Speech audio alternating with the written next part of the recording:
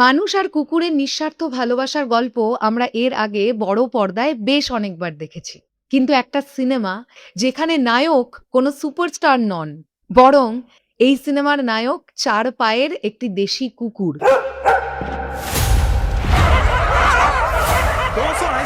যার সাহস আপনাকে তাজ্জব করে দেবে। হ্যাঁ, ঠিকই শুনছেন। সম্প্রতি মুক্তি পাওয়া OMG 2 এর পরিচালক অমিত রায়ের পরিচালনায় আমরা দেখতে পেলাম 'ও মাই ডগ'। এখন এই ভিডিওতে এই সিনেমাটা নিয়েই কথা বলব যে 'ও মাই ডগ' আমার কাছে কেমন লাগলো। চলুন তাহলে একদম দেরি না করে শুরু করা যাক রিভিউ। সিনেমার প্লটটা বেশ ভিন্ন ধরনের।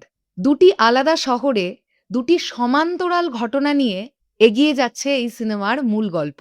আসামের ছোট্ট ছেলে অপু আর তার পোষা কুকুর মোমোকে দিয়ে শুরু হয় এই সিনেমার গল্প।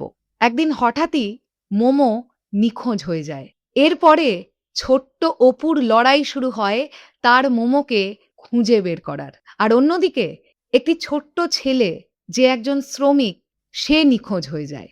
আর তাকে খুঁজতে কোনো পুলিশ নয়, বরং এগিয়ে আসে সেই ছোট্ট ছেলেটির পোষা কুকুর বা বন্ধু অস্কার। পঙ্কজ ত্রিপাঠী অভিনীত একজন স্কুল শিক্ষকের সাহায্যে অস্কার যেভাবে তার মালিককে খুঁজে বের করে, সেটা দেখলে আপনি অবাক হয়ে যাবেন। আর কেনই বা নিখোঁজ হয়ে গিয়েছিল এই ছোট্ট ছেলেটি? আর উল্টো দিকে কেনই বা নিখোঁজ হয়ে গিয়েছিল অপুর পোষা কুকুর মোমো? এর থেকে বেশি জানতে গেলে তো আপনাকে এই সিনেমাটা দেখতে হবে। অভিনয়ের দিক থেকে বলতে গেলে এই সিনেমার মেইন স্টার হলো ৪ পেয়ে দেশি কুকুর অস্কার। যেভাবে তার অ্যাকশন সিন আর আবেগ ফুটিয়ে তোলা হয়েছে, তা এক কথায় সত্যি ম্যাজিক্যাল। আরও একজনের কথা বলতেই হবে, শিশু শিল্পী মাহি রাই, অর্থাৎ অপুর ক্যারেক্টারটা যে বাচ্চা ছেলেটি প্লে করেছে, অসাধারণ অভিনয়। পঙ্কজ ত্রিপাঠী এই সিনেমায় প্রধান চরিত্র হিসেবে না থাকলেও তার উপস্থিতি এবং ডায়ালগ ডেলিভারি বাকি সিনেমাগুলোর মতনই অত্যন্ত ভালো। এছাড়াও আমরা আরও বাকি চরিত্রে যাদের দেখতে পাই, প্রত্যেকেই নিজেদের জায়গায় বেশ ভালো পারফরম্যান্স দিয়েছেন। তবে হ্যাঁ, মোমোকে খুঁজতে একদম শেষ দিকে একজন পুলিশ অফিসারকে আমরা দেখতে পাই। বেশ দায়িত্বপ্রাপ্ত পুলিশ অফিসার। তার ক্যারেক্টারটা আমার একটু লাউড বলে মনে হয়েছে, একটু ওভার দ্য টপ বলে মনে হয়েছে। কিছু কথায় তার রিঅ্যাকশন, তার চিৎকার, সেগুলো এতটা না হলেও হতো। এইবার আসি এই সিনেমার টেকনিক্যাল পয়েন্ট নিয়ে। এই সিনেমার সিনেমাটোগ্রাফি বেশ প্রশংসনীয়। বিশেষ করে কুকুরের পয়েন্ট অফ ভিউ থেকে যে শটগুলো নেওয়া হয়েছে, সেগুলো দর্শককে একদম সিনেমার গল্পের ভেতরে নিয়ে যেতে পারে।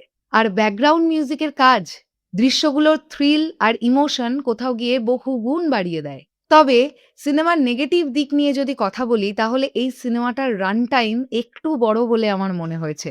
আর একটা নেগেটিভ দিকও আছে, সেটা আসছি। এই সিনেমাটা দেখতে আপনার মনে হতে পারে কিছু জায়গা ইচ্ছে করে বড় করা হয়েছে, যেটার দরকার ছিল না। আরেকটা নেগেটিভ দিক হচ্ছে, বেসিক্যালি এখানে আমরা দুটো গল্প দেখতে পাচ্ছিলাম তো প্যারালালি। আরেকটা কুকুর ছিল যাকে একদম সিনেমার এন্ডে গিয়ে দেখানো হয়েছে, যার নাম নুড়ি। তার কোনো স্টোরি কিন্তু এই গল্পটার মধ্যে পেলাম না।